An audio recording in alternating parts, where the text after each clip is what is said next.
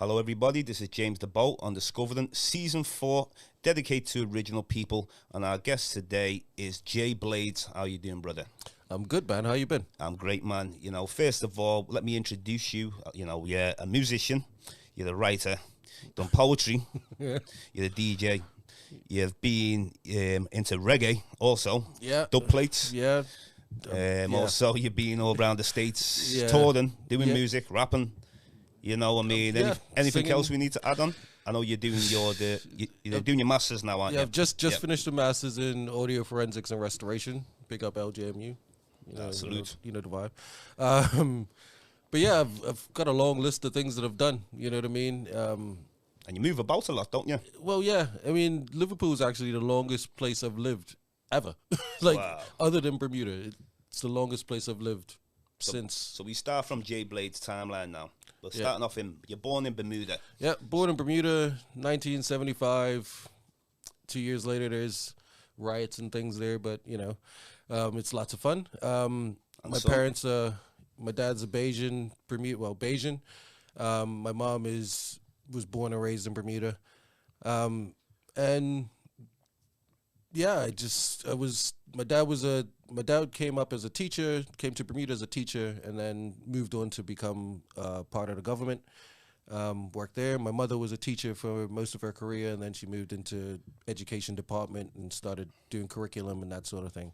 So, I grew up in a pretty idyllic life, Positive growing up for positive, you? always positive growing up. Me and my sister, we never needed anything. We never had to, obviously, everybody wanted the latest toys and things. I never really got those, but we got the next level down. So it's like, oh, you got the Lego, we might got Fago, but I say Lego. Lego is a bad idea because my parents always gave me Lego. They always. Now, when we think of Bermuda, people might think different things. Some people just think island paradise. Some people might see it as, from the history of the transatlantic or what's going on today. I mean, give us a little rundown on Bermuda, as the song says, there's a famous song in Bermuda called "Bermuda is Another World," and it's a very strange place in the sense of it's tiny, and because it's tiny, everything happens, close to you. You know what I mean? So I was gonna say to you before, like, it's one of the only places I know where you could run into your local politicians, on a daily basis, just because it's so small. Everybody's got to go to the grocery store. Everybody's got to go get gas. You can run into people, and this is part of the specialness of what Bermuda was for me growing up. It's the fact that if I was having problems in school, obviously me is a little bit different because my mother taught at the high school I went to, which is another story. But so because she taught there, but if my mother didn't teach there, you could run into, if your child was having problems with math, you could run into your child's math teacher just randomly somewhere because we all grew up in the same place. And half the time, your parents know the teacher from school, from youth group, from church, whatever.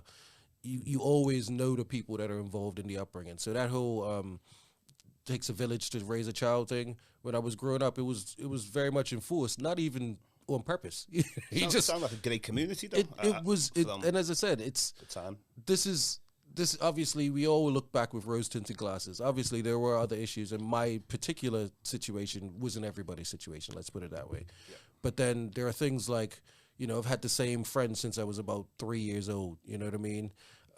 Because even if they moved away, they're only moving no more than 20 miles away, and you probably still end up at the same school anyway because there's only so many schools and those sorts of things. So, I've had my friends all the way through. So that development of bonds and tightness don't go away. It doesn't go away, and it's something that, like, for instance, my son lives in Wolverhampton. He's never really gonna have that. He'll have friends like that, but if they move to Brighton or wherever way down south, he may never really see them again. Obviously, there's technology and stuff, but he might never see them again because they're really so far away. In Bermuda, we didn't have that. So the people that I know, the people that I've seen, they're still in my life and continue to be in my life in whatever way it means. You know what I mean? True supporters, and then supporters, and then just people. Good people. People you can just chat to, and and those relationships don't go away. As even if we don't speak every day or every month or whatever, it's like when I go home, it's like, hey, it's the same people that I've known. You know what I mean? Yeah. Well, interesting anyway. I mean, that's. You got growing up in the sun as well, a hot country as well.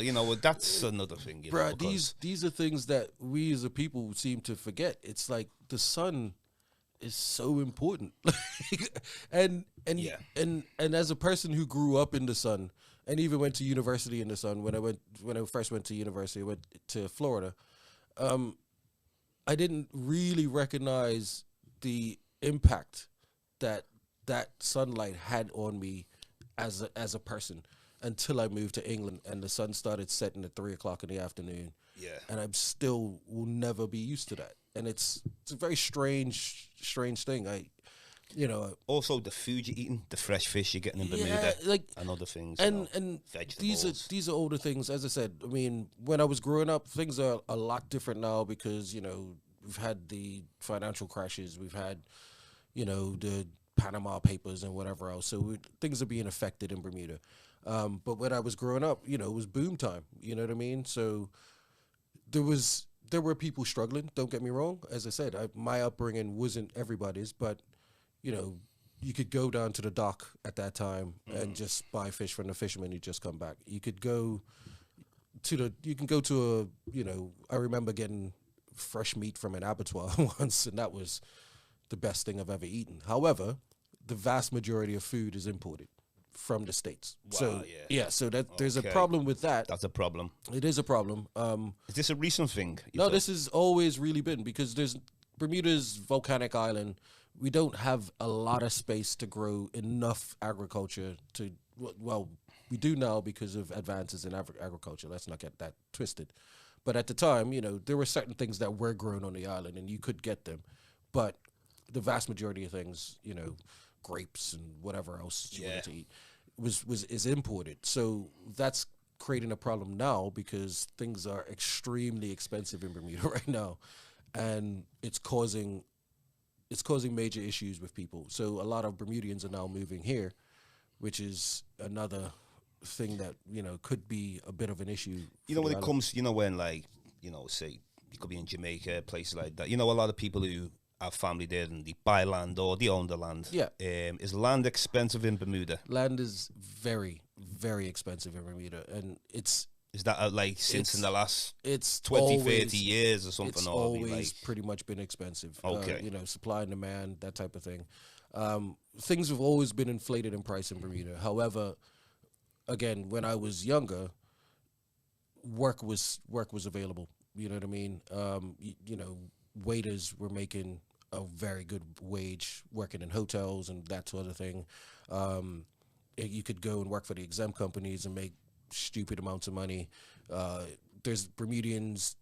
are a lot of Bermudian lawyers, there are a lot of Bermudian accountants.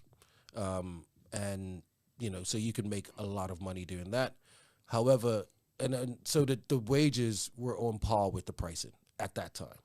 Right. But of late, jobs have become fewer, and the wages for those jobs have pretty much stagnated, much like literally everywhere else, as we were saying before. The struggle is universal at this point. Definitely. So there are a lot of Bermudians who can't afford to live in Bermuda. I saw a 2-bedroom flat, 2-bedroom, 1-bathroom. I think it was $4,500 a month, which would be about $3,000 a month. You know what I mean? And it was a nice one. Don't get me wrong; it was nice, but that price, though. But it's $3,000 a month. You know what I mean?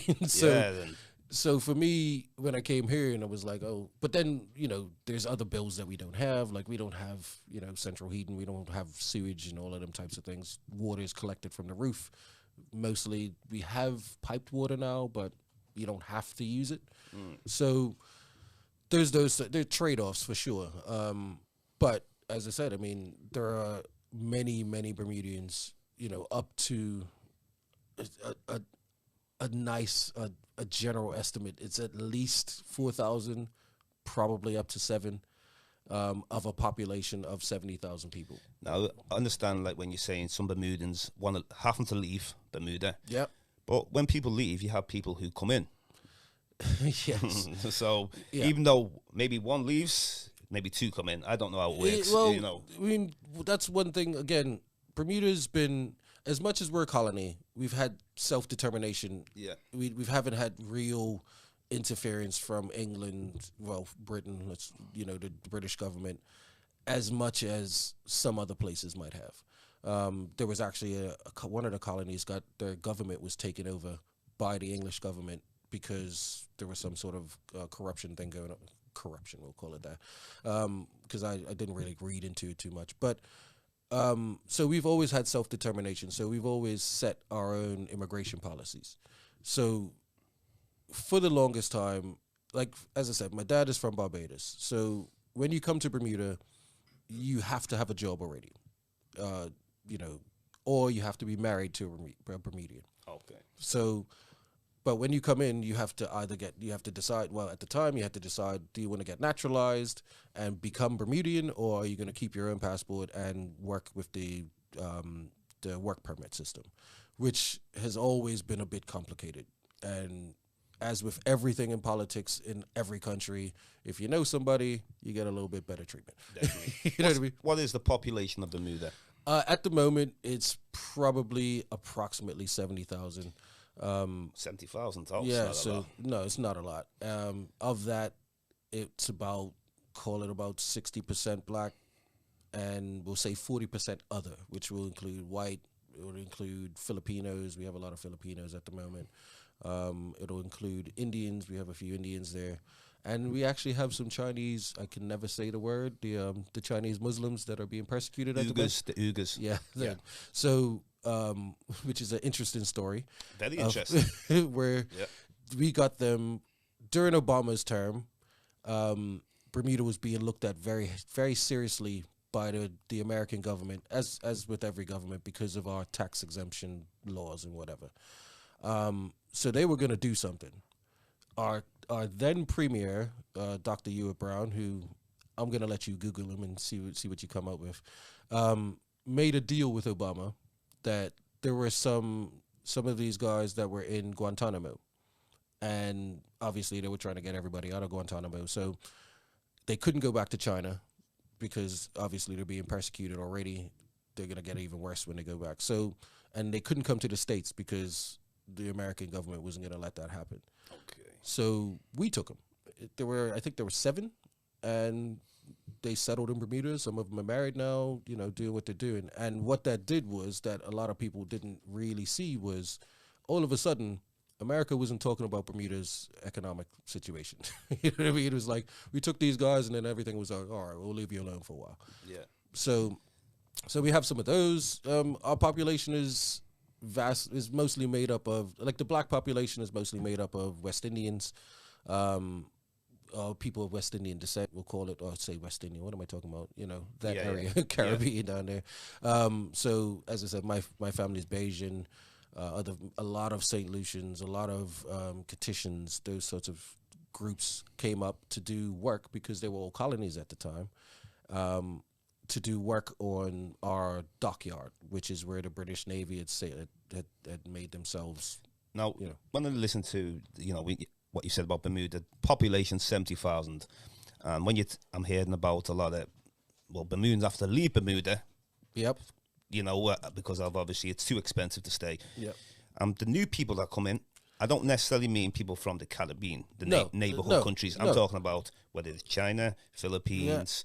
United States, so whatever, to basically, because I seem to see this everywhere, where people get absorbed.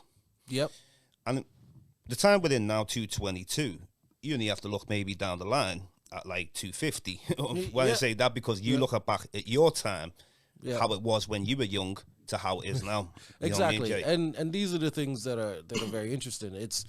I remember there was a girl who was in primary 1, so she would have been 5, and I was about 12. And she was, full-on Filipino little girl, And one thing about Bermuda is once you're there and you grew up there, you're one of us in that sense. There's obviously our separations and whatever, and there's the economic separation and there's all the other separations. But as a general rule, you're Bermudian. It's cool. You know what I mean? Yeah. Much more so now. Like even the difference between that, like when I was growing up and now, I went to a school called the Berkeley Institute. It was the first integrated high school in Bermuda, and which translates to the first black high school, really, doesn't it? Yeah. Black academic high school. Yeah. However, even when I graduated in 1992, which is 30 years ago now. Jesus. Wow. So I graduated in 1992, and there were 2 white people in my high school, in my year, for sure. And what we were talking about before, I was saying that in Bermuda we have this separation of white people almost. We have the white people, and then we have the Portuguese people, who obviously are still Caucasian, if we want to call it that. Okay. But because they were kind of like the Mexicans in the States. Okay. You know what I mean? Or the Indians here, or you know what I mean? Like basically the less than the white Europeans. Exactly. If So you're not they're- from Portugal, Right. England. Or Yeah, wherever and you're they from. were they called themselves Portuguese, but most of them are from the Azores, which is a colony of Portugal, which is another interesting little tidbit of how that relationship works. Well, they got about them Portuguese, and they were on it earlier than the Spanish and the rest of them. Exactly. We all know that, but it's just interesting how the people, we call them Portuguese, but they're Azorians. You know what I mean? Yeah. So those people mostly stuck to themselves, much like the Mexicans would do in the stereotypical way Yeah. the Mexicans do in the States. Only spoke their own language, and only in the last 15, 20 years has Portuguese become the second language of Bermuda. It was always English, and Wow. you couldn't see Portuguese anywhere. We don't learn Portuguese in school, none of that. It's only really Brazil that I thought was Portuguese speaking in Right, around that hemisphere. and there isn't there's a large enough population of these people in Bermuda, Yeah. but it's not massive. You know what I mean? It's not, so, and then we still have the families of the original settlers that live in Bermuda, and these people, as you might imagine, they own most of everything. Another thing, what I definitely have to ask you about, maybe they ain't none left, or maybe they're in the blood of the modern human beings now. Yeah. The indigenous peoples, original peoples of Bermuda. So when we say, the whole Americas, when we say the Americas, South America, Mexico, and is any traces of them, or is it in the blood of some of the descendants? These are the things that personally I'm not quite sure of. Okay. The history that we were taught was there was nobody in Bermuda, because it is like 24 square miles, little rock in the middle of the ocean.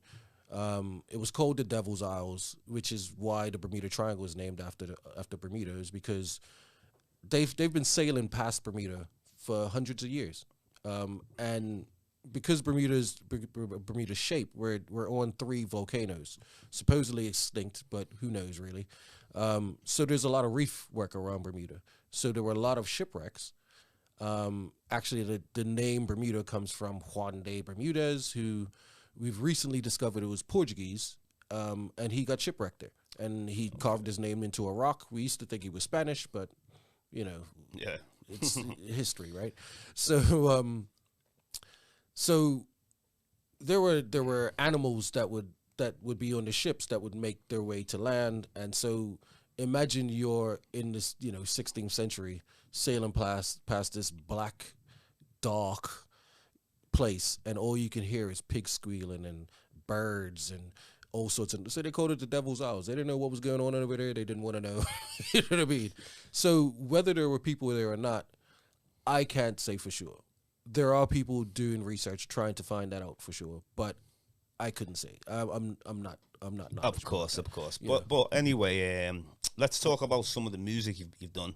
Well, we've done a lot of music, acting. So let's deal with some music first. Yeah, let's deal with the art. So we dealing with the reggae first, or we dealing with other music first? You've dabbled into many things. It all melds together. This is the thing about that. In my later age of start to, it all kind of folds together into itself. So again, like I've had the same friends since I was 3 years old, whatever.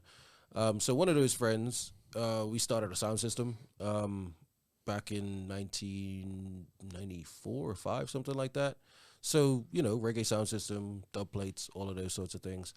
But I was already in university, so I wasn't as involved. But because that's my brother. Reggae is big in Bermuda. Reggae has always been big in Bermuda because of that Caribbean link mostly. Okay. It's funny because calypso and soca is now becoming really big in Bermuda, and I remember being young, and the only time you heard that was one time a year in August when we have our big national holiday, and that was it. After that and before that, just reggae. Hip hop wasn't even that big when I was up until I was out of high school. I was one of me and my friends were big into hip hop from the beginning. Big up Scott. Scott is I call him my cousin. We're not really related, but he's my cousin. Who were the artists you listened to? The hip hop artists growing up? The very first group that I listened to was Houdini. Very first tape that my friend Scott gave to me was Houdini, and he gave me something else. But that Houdini album, with friends and all that, that was the tune. I used to call and try and request it on the radio, all them types of things. And so I was listening to that, and this is again a credit to my mother who would listen to what I was listening to. And she was like, you need to give that tape back to him because it had too much language on it for me. I was about 10 or something. Oh, okay. So I was too young, but I was hooked from then. Yeah. So after that, I had the Beastie Boys album, Paul's Boutique. I had my very first CD I bought was the Juice soundtrack. Okay. And then, I've still got that CD somewhere. So early Tupac. My cousins all lived in New York and Brooklyn, so Biggie, all of that type of stuff. New York hip hop was me. I wasn't really a big fan of Tupac as a rapper. People will be mad at me for that, but that's cool. But I recognize his worth as an artist overall, and he was more of a poet, Tupac. Yeah, and an actor, really, and an actor, and activist, and many things. Really, he was many things, and that's one thing that I think Pac, because I mean, it's exactly the disputed thing because I think Nas is my favorite MC, but Pac is the best writer. He's the best, and I love how he sounds and everything. Yeah. But when it comes to lyrics, it's a little different than being a rapper, just a rapper. This is the thing, a poet.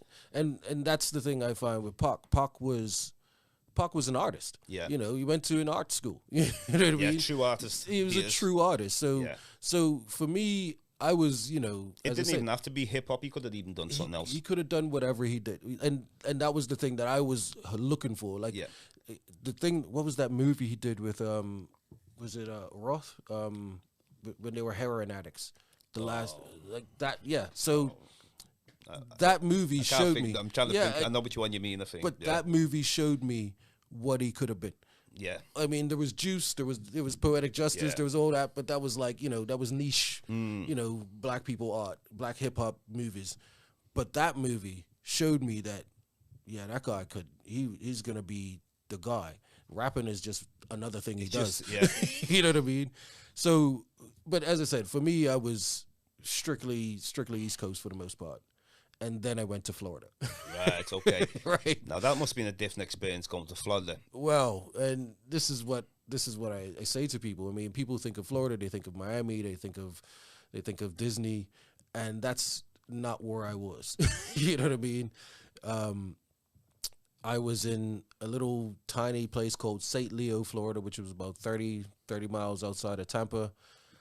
And as I said, the people at my university, there were about 20 black people at my university out of maybe 1,000, 2,000, something like that. So we all, as people do, you gravitate to what you feel is closest to you, right?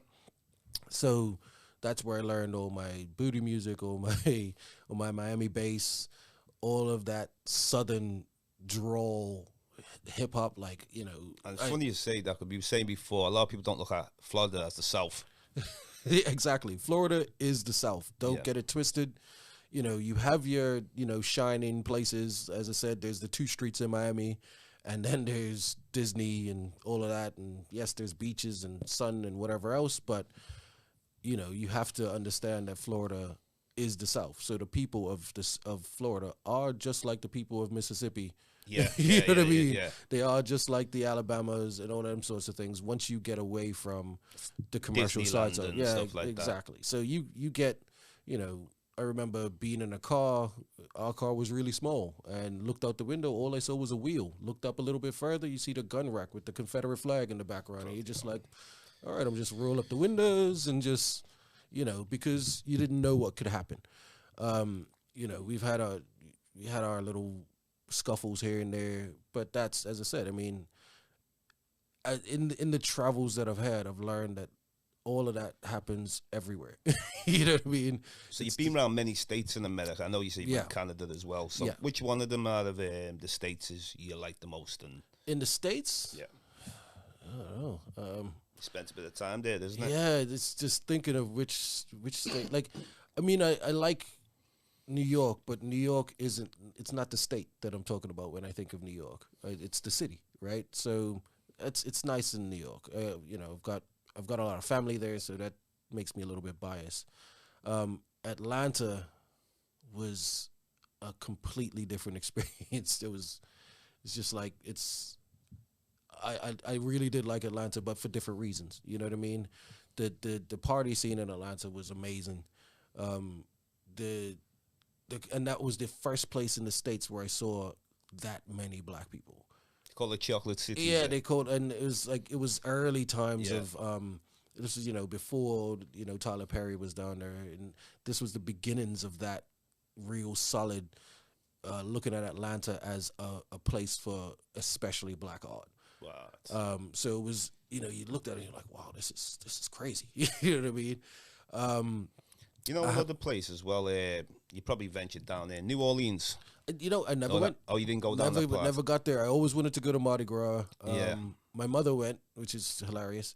But I never got to Louisiana. I did a lot of the Midwestern states, and a lot of the northern states. So, do you ever go through like Chicago? Yeah, been to Chicago. Chicago was, but then, as I said, I mean, because of how I did this traveling, I was with a different part of Chicago people, if that makes sense. Yeah. So I didn't see the hood Chicago. Of course. You know what I mean? I didn't see that dark side of Chicago. I've been to Detroit, never really saw that dark side of Detroit either. But I saw, like, Chicago was just, the city itself is an amazing looking city. The architecture is really cool. The fact that there's that river, and when we went there, it was not long after St. Patrick's Day, so it's still green and all of that. It was like, this is really weird. And then I'd never seen a lake as big as Lake Erie. Like, it's an ocean to itself. Like, you can't see the other side of it. The other side of it is Canada. It's massive. So coming from this little tiny place, this is what I was taking in. You know what I mean? It's taken in. I come from somewhere that people might call idyllic, but I'd never seen things like this. You know what I mean? I'd never seen, like, this travel I did with a group called Up With People. We went to little tiny places. So when we went to, not St. Louis, Missouri, or Missouri, as the people that I was staying with would call it.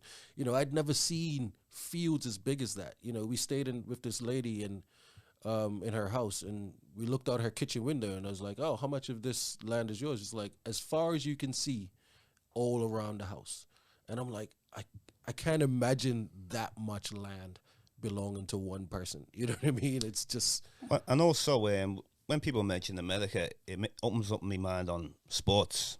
Yeah. Because the sports opportunities in UK, I don't know, be people talking about baseball, American football, and certain other sports. That I mean, we have them in, but it's not really. It's not big. It's not talking terms. Like because and that's one thing that I. Did you ever join anything like? Was you into sport like baseball I baseball bored me. Does it? Yeah. To basketball. Basketball. I would watch basketball. I'd watch American football. Yeah.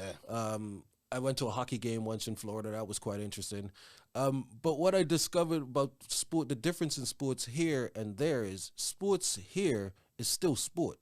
Sport there is a spectacle.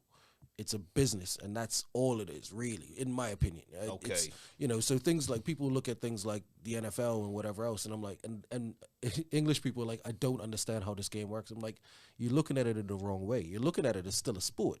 Don't look at it as a sport. Look at it as a spectacle and understand that this is entertainment for the people. These are modern-day gladiators. That's what they are. If you look at it from that perspective, it makes a little bit more sense. Definitely. Because, you know, the rules don't really make sense. It's like, go 5 yards, stop. Go 5 yards, stop. Go, you know, it's... And people don't understand how that's interesting. But it's like, once you look at all the other things around it, the fact that the pundits can pull out stats that are just ridiculous. And like, yeah, last time it rained on a Tuesday and they played together, they lost. You know, who knows that type of stuff? Yeah, of course. But this is all part of the spectacle and the entertainment of what this sport is. It's distraction, really, in its of course, in its finest form. Definitely.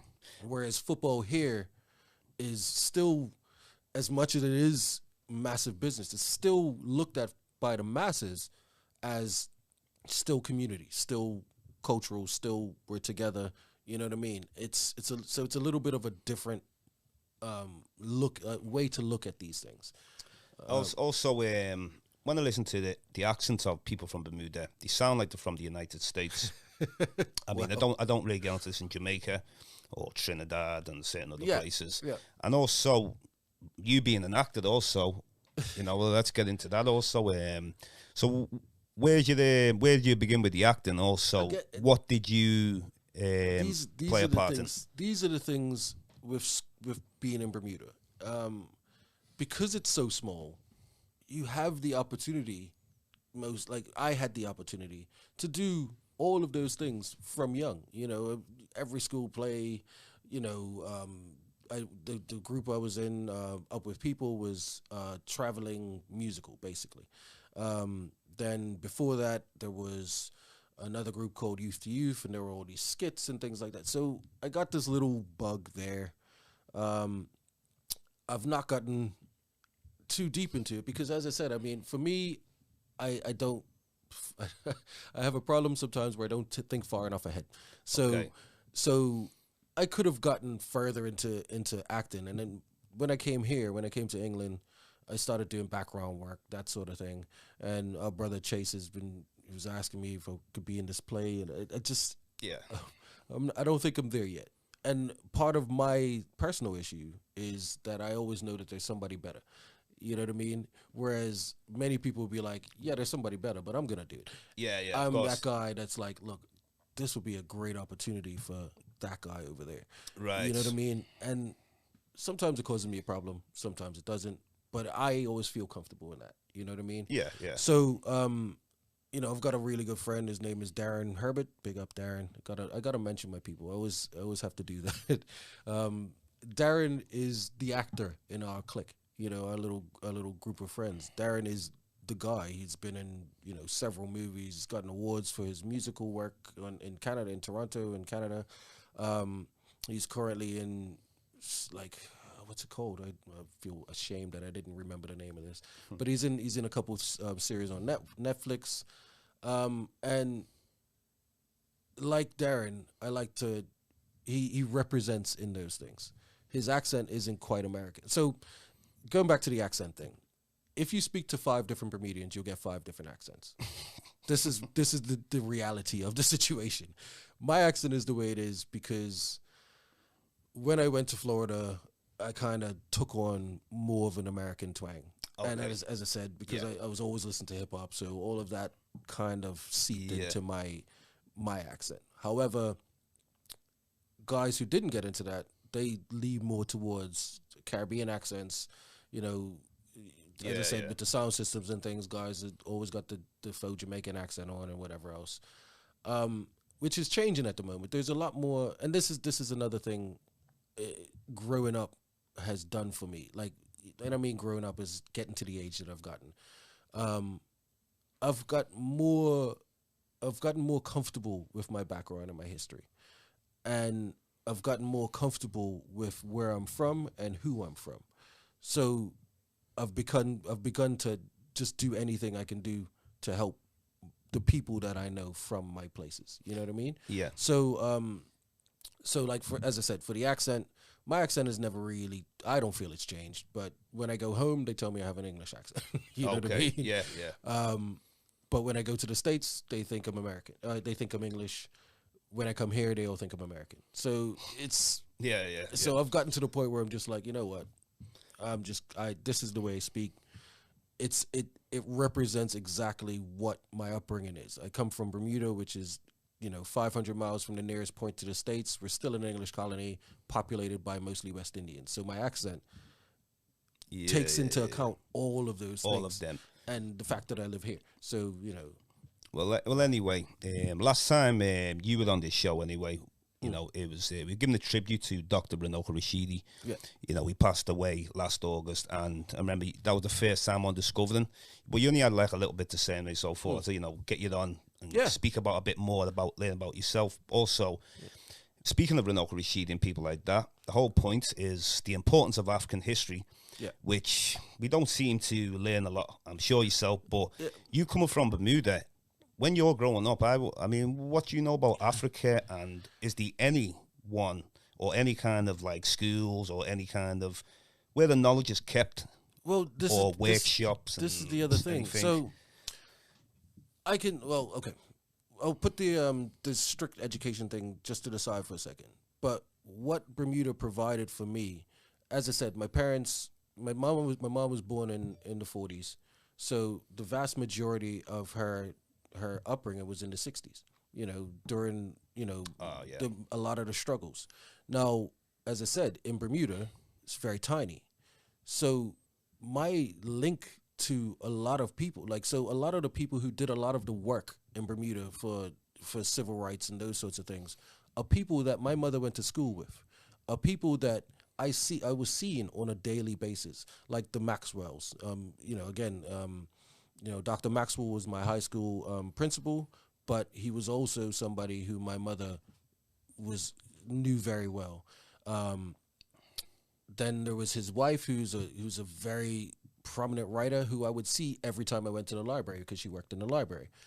She wrote a very good book called Girl Caught, which was about the female people who were involved in these situations in the 60s and whatever. So what Bermuda provided for me was connection directly to those people. And so I wasn't getting information from books necessarily. I was speaking to people who were involved. You see what I mean? Yeah.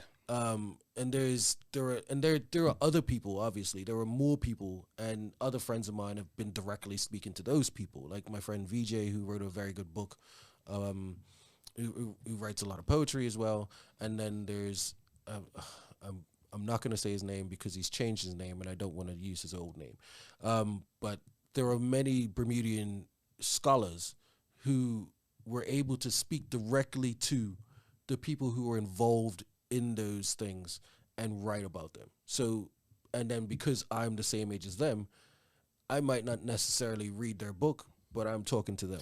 You see what I mean? So my education on Pan-Africanism and what our struggle as people comes direct from people that were involved. You know what I mean? Yeah. Well, that's a good point. I like that point you just made then about you don't have to always read a book.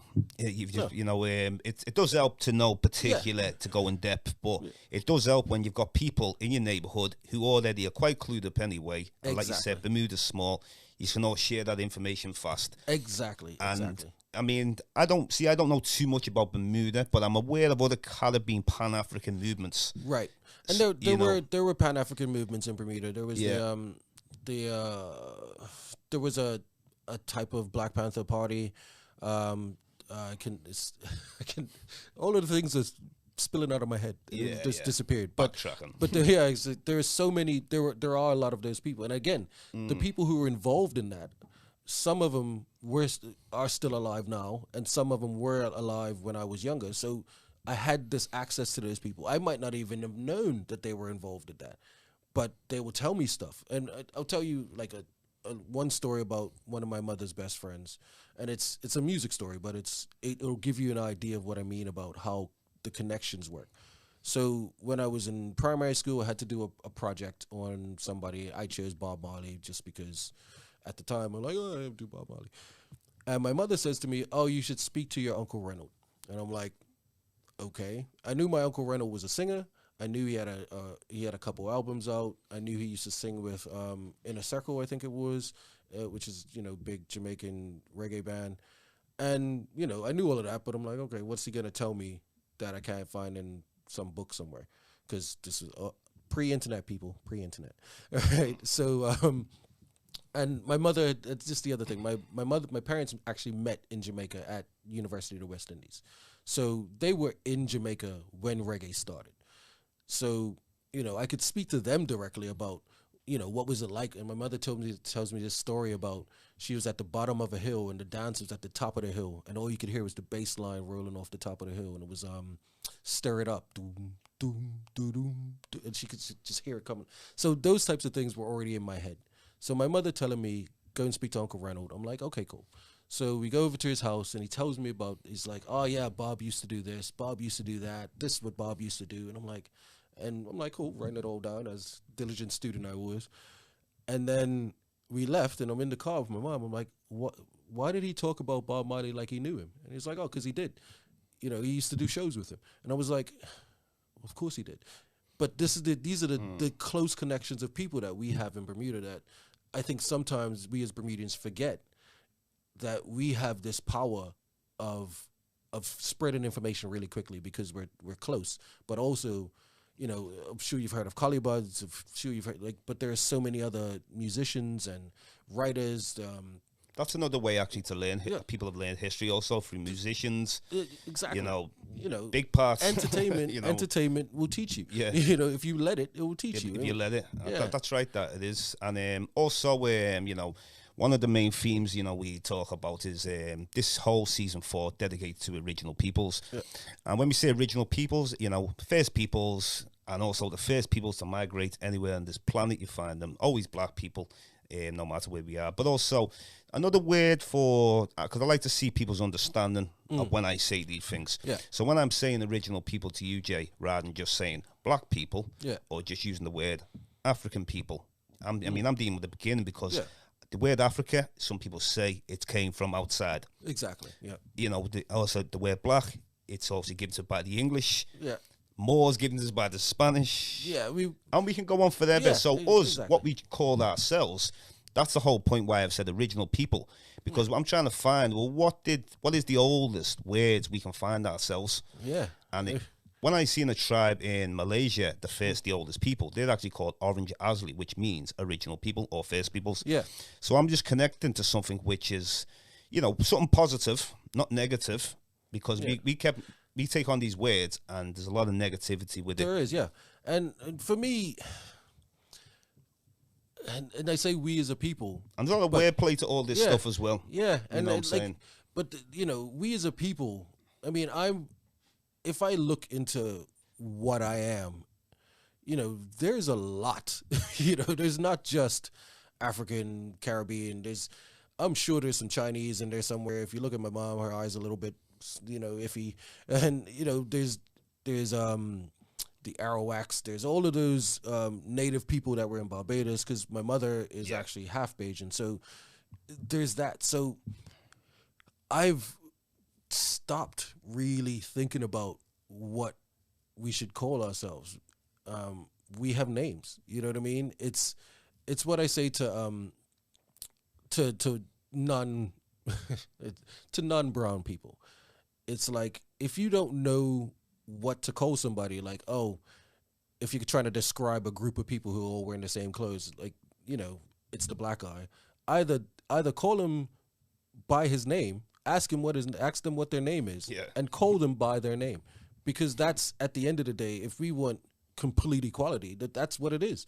We're not going to want to be and for me, I don't mind being described as black in those types of situations where I might be the only black person in the room. Yeah, call me the black guy, because it cuts out on all sorts of other things, and it's easy, and I don't have that.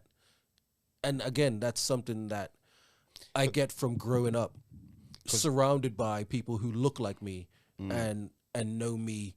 Because I think what it is funny enough. Where'd you come from? The Caribbean. See, I'm African and Caribbean. Yeah. So I can see both sides. Yeah. I know African, it's about lineage. Yeah. It's about lineage. Okay. I'm not playing into tribalism, but I know me tribe. Yeah. It doesn't mean I favor, that's just where we're from. But that's exactly what I'm saying. And it's just basically a certain culture that this tribe has. They're very similar to the other tribes who are right by them, who might call themselves something else. Exactly. But I'm looking for what's similar than what's different. And that's the same that's the one thing that I've learned. But the Caribbean side, if I could explain, the Trinidad side of me, it's very similar to what you said, because when you're saying about many different ethnicities in a country, Trinidad, wow.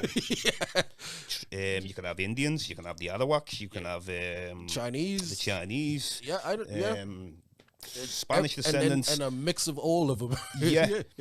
And then that's why you see a lot of Trinidadians. You have Lucis hair a bit. Yeah, exactly. So this is the thing with the Caribbean. It's like when I analyze the Caribbean, I can't point to a particular place in Africa. I can't. I mean, some people say, "Oh, some Trinidadians were took from Nigeria. Yeah. Some might have been took from other parts of Africa." Yeah. But that's why with Nigeria, it's easier for me. I have my Nigerian name. Names mean things. Yep. I have me location, me village, me tribe. So because all that, that was the route I went. Even though I don't ignore the Trinidad, what it is, it's a bit of a question mark. Yeah, because at the time, there's no record. And that's where the problem lies. So for me, all of my history is already on this side. Yeah. So there's only so far back I can go. So I had to make a decision personally, how far do I need to go back? You know what I mean? I know that somewhere in my history, there's somebody who was born in Africa and then either moved or, whatever happened. So for me, it is connecting to what my family is. My family, this is another thing about Bermuda. There are all shades of black Bermudians. When I say all shades, I mean one of my cousins, and she's not, I don't know how close of a cousin it is, again, because there's adoption and all sorts of things that's going on in our family tree. But, she looks like Snow White. She's got dark hair, and it's, as you said, loose and open curls. Her skin is paler than some white people that I know. Yeah. But that's my cousin. Yeah. You know what I mean? Yeah. No matter what. Yeah. And that's growing up in that. There's a group of people in Bermuda that are from a specific section called St. David's Island. Now, St. David's Island is where Native Americans were forced to settle when they were brought over to do pearl diving and whatever else they were doing, because they were brought as slaves as well. Yeah. So they've Pequot, I think, is the name of their tribe, and they've just made link back to that tribe. Now, those people, they're black people. You know what I mean? Yeah. But when you look at them, sometimes if an English person looked at some of these people, they would call them white. Okay. And they would be highly upset as I am actually black. Yeah. This is my mother who is darker than me. Do you see what I mean? So I've growing up in that has shown me that attaching too much to a skin tone and B exact, you should know your history, but attaching too much to it sometimes can cause you more issue than is necessary. I mean, don't get me wrong. The Nigerian side is, because I'm able to see it clearly. Right. It's not visible. So, and then, like I say, I still connect to the whole of Africa. Yeah. Even though there's many different places, I connect to it because of what has happened to the transatlantic slave trade through that, and also through colonialism. Right. So I will try to, connect with this whole motherland I can see. And even when I visited places, even when I've been in the South Pacific, people in Hawaii, people in Fiji, calling Africa the land of the gods. And do you see what I mean? So their interpretation of Africa is different than what just an average European says. But we get fed the European, and this is one of the other things. Like, we don't have like a thing there where let's see what different people have their story of Africa. And you asked me before, like, what education did I get? Yeah. And as I said, I went to a pretty much all black high school, which most of the high schools in Bermuda were all black because, as I said, we're mostly black people. Yeah. At the time. So, but we didn't get a lot of that directly from school, because we were still under English system. So we had to learn, I did GCSEs. I did GCs. So, we had to do all the English history and World War II and all of that. We crap. did. Well, still history, I say crap, but you get what I'm saying. Yeah, we didn't do anything specific to ourselves. But as I said, because the island is small and the school was the biggest school in the island, it was 500 people. Do you see what I mean? So even the school felt like family. So we had these other ways of educating ourselves, and it was through that school. So there's people like Dr. David Chapman, who lives in South London now, who were in high school with me. And so I can have chats with these guys who are extremely knowledgeable. Right now, I mean, if you want to have a Google of Dr. Chapman's podcasts and things, at the moment his main focus is growing food. So he's been growing food for his entire family in his South London allotment, but would we have had that opportunity and that mindset to go that way if we didn't grow up in Bermuda with the background that we have? So for me, as I said, like, because I can't see my history as you can with your Nigerian history, I am looking at what am I getting from him? You know what I mean? The people that I do know, the people I can see, the people I can talk to. One of the most important things, I've been waiting to ask you this question. Have you been to Africa? Not yet. This is the introduction you need to see for yourself.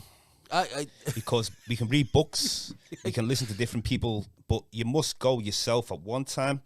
The Park Gambia, when you go to there, straight away, as soon as you go, welcome home, they'll tell you, brother. Exactly. They understand what some of our peoples have been through, And this is the thing, like, this is the other thing I mean about people. Through my travels and, university and whatever, I've met so many people. Yeah. So I already know, even before, it was a big thing to say, oh, you have to go to Africa and see it yourself. Yeah.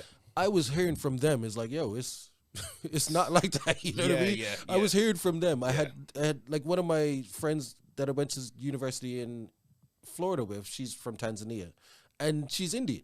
And these are other things that I was like, wait, there's Indians in Africa? What's going on? Well, when I went to Zanzibar, that's in Tanzania, and there is an Indian connection. Right. And obviously there's been Arabs there. And I mean, there's slavery also. He was taking the slaves across the Indian Ocean and stuff like that. Yeah.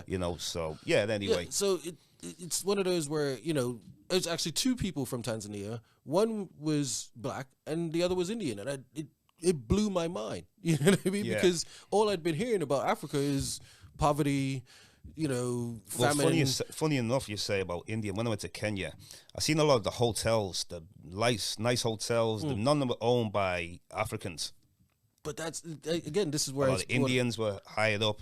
This is what I mean about the struggle of black peoples everywhere. It's the same. We were talking about. Well, this is the thing of, like, nothing's unique in one place. Exactly. Because if we look, and you've got to look around, you've got to talk to people, like you've said. You've met a lot of different people on your travels, and you have to speak to people. You have to, like, research yourself, and traveling is a big thing, and that's really opened up my mind. Meeting the most secluded people that people didn't even know in their country that existed. See, these are the things I one day I'm gonna try and tag along with you to one of them, because that's the type of thing. Like, I've always been curious about the world, because, as I said, you come from a really tiny place. All you can think about is what else is there. Yeah, you know what I mean. So there were any type of opportunity for me to go somewhere that's like not somewhere that I would normally go. Like, a couple years ago, a friend of mine, big up Verse, took me to Kosovo. It's Kosovo, is that? Yeah, it's Kosovo, but Kosovans don't call it Kosovo. They call it Kosovo. Okay. You know what I mean? These are, again, it's like a little thing that I just, I'm going to remember that, and I'm not going to call it by the name that the Serbians will call it. Okay. You see what I mean? Yeah. So, you know, I went there, and again, the struggle's the same. They don't look like me, but the struggle's the same. You know what I mean? And you know, I would think I was I saw one other black person in the entire place, and cost of it hip hop is massive there. So all of these massive hip hop artists have been there. So these people's only understanding of other black people is hip hop, you know? So he said to me real early, he's like, before we even met, he's like, look, there may be a point where somebody is going to say, hey, nigga.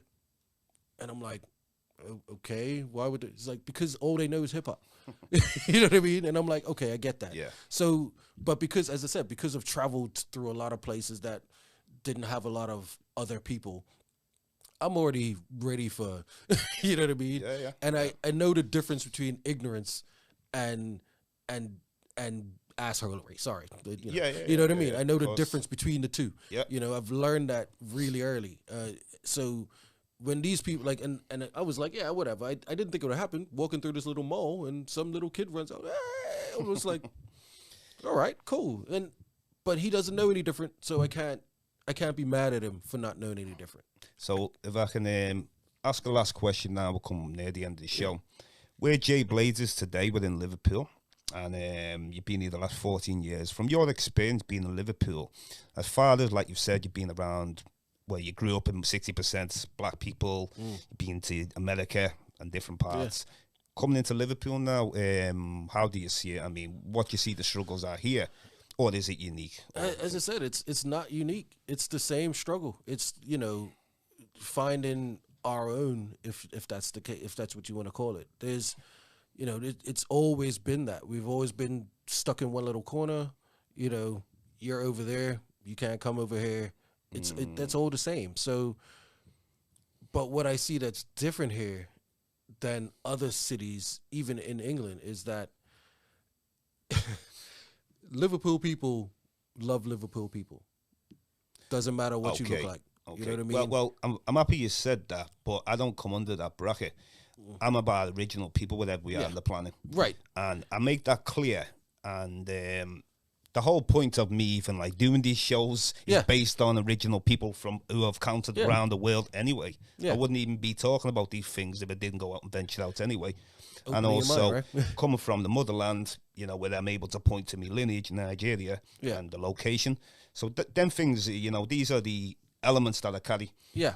And I've tried to be best because I can clearly see that, you know, there's been like Liverpool is really behind, not just on even history. Yeah. I'm talking about it's just so simple, like where how many black businesses do we have, like where you can go get something to eat? How many bars or like nightclubs? And it's not. I'm not saying we need nightclubs or something. No, but like it's nice that they're. But taking that point, as I said, I mean, I'm an outsider. You know what I mean? So I look at things very much from a over here sort of perspective, and it's not different. You know what I mean? It's really not, and there are places, and there have always been places. However, they've never been, you know, mainstream, big enough, and it's always our own community that shuns them mostly. You know, in my experience of what I've seen, it's, you know, we're not going over there anymore because that guy works there, we don't like him, or oh yeah, that's where all the trouble starts, blah blah blah. All of those types of things. That's not new. That happened in Bermuda. That happened in Florida. That happened everywhere where I've lived. The same thing happens. So, I mean, just even from talking to a lot of black people myself, I mean, because I probably talk about these kind of things nearly every day to different people who have them around that, and then majority can't deal with it, and that's when I've learned where, you know what, well, some of us are not built for this. But that's you know, that's the other that's thing. just the way it is. And again, that's something. Again, meeting as many people as I've met, I know that. You know what I mean? I've learned that over the years. There are people who are down for the struggle. Loudly, there are people who are down for the struggle just in view. Yeah. Outside of view, they're just like, you know, I'm gonna be quiet. And then there are people who are just like, nah, I'm good. Don't talk to me about that black stuff. Yeah, you know what I mean? Yeah. And there's always that. I mean, as we say, like people always forget, you know, black people had to be involved in the transatlantic slave trade. So there's always that. There's always been that. There's always been sellouts, what you call them, or people who will take the money or take but that's what I always. It's one of the things that I always hold in the back of my mind is that we as black people try to think that we're all the same, and we're not. We really aren't. We're just like every other group of people on the planet. There are some of us who are there, some of us who are here, and some of us who are here. And the question is, what do you do with those people? Because I'm at a point where there's too much information freely available. If you don't know it now, you don't want to know it. That's right. You see what I mean? Yeah. So if you don't want to know it, I'm gonna come at you in that way. Like, you don't want to know that? That's cool. We can still be cool. Yeah. We'll talk about other stuff. That's right. You know what I mean? If you're down for that, then that's what we talk about. But that's easy. Yeah. But that's one of the things I feel like the experience I've had as black people, because I've been called not black enough by people in my own country. You know, I remember distinctly somebody saying to me, "Jeremy, you're not a brother." I'm like, now you see what's interesting. Yeah, this is where it goes back to lineage. It's much easier. A Chinese person doesn't call himself yellow or something. Yeah. Yellow history. Indians say brown. Lineage is so important. So when someone throws that and says, you're not, then I'm going to have to bring me lineage on you. And if your lineage don't match, it isn't as powerful as my lineage because you don't know it, then I win. I'm sorry. Exactly. And and I don't even like playing that game.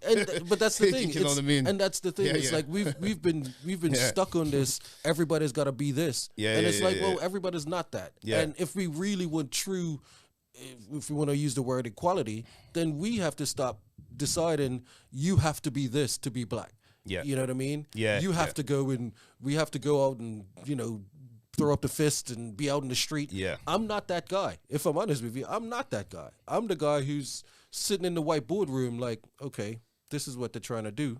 And coming out and like, yo, this is what they're trying to do. We need to do this to circumvent that. That's me. Of course. I'm a spy. You know what I mean? That's what just giving myself up. But you know what I mean? Because of the situations I found myself in, you know, things like Trump, things like, you know, the people that we see in power here now, I could have, because I'm in some of them people's circles, like the school I went to in Florida, most of those people are probably Republican people, you know what I mean? So I still speak to them because we have a history, you know what I mean? We've been through things. Yeah. I might not agree with you, I might not agree with anything that you're saying, but we have a shared history that we did do things together and we have our own little thing. So, you know, we have to remember as black people that there is a lot of us and we're not all the same. So if you try to approach me like, you know, you need to be more like a Black Panther, well, I'm not like a Black Panther. I'm not that guy. And our true roots anyway, you know, we go back to nature. We don't. I mean, when we talk about, people say, "Oh, the streets now." Well, you know, it was the savannah. It was the rainforest. Yeah, it was the mountainous areas. And these are the things. Like I've noticed that we've been detached from that by whatever you want to call it. We've been detached from that. So, you know, as I said, growing up in Bermuda, you know, I was outside all the time because there was nothing to do inside at the time because, as I said, pre-internet. And so, you know, we were out, we ran up and down, went to the beach and blah, blah, blah, all these things. And I've missed those things, you know what I mean? And I missed those things for my son as well. You know, it's because it created another little something inside me that I can still carry with me. But as I said, it gives me some sort of trouble every once in a while here, especially because I don't see the sun. You know what I mean? Yeah. So, anyway, we're coming to the end of the show now, but I want to thank you very much, Jay Blades. You know, definitely, you know, maybe you'll do this again sometime. Very interesting. Yeah. You know, this is James Diboe, Discovering, Season 4, dedicated to original people on Liverpool Online. And thank you very much, Jay Blades. Enjoy today. Thank you, man. It's all good. Interesting. Nice. Thanks for having me. Thank you.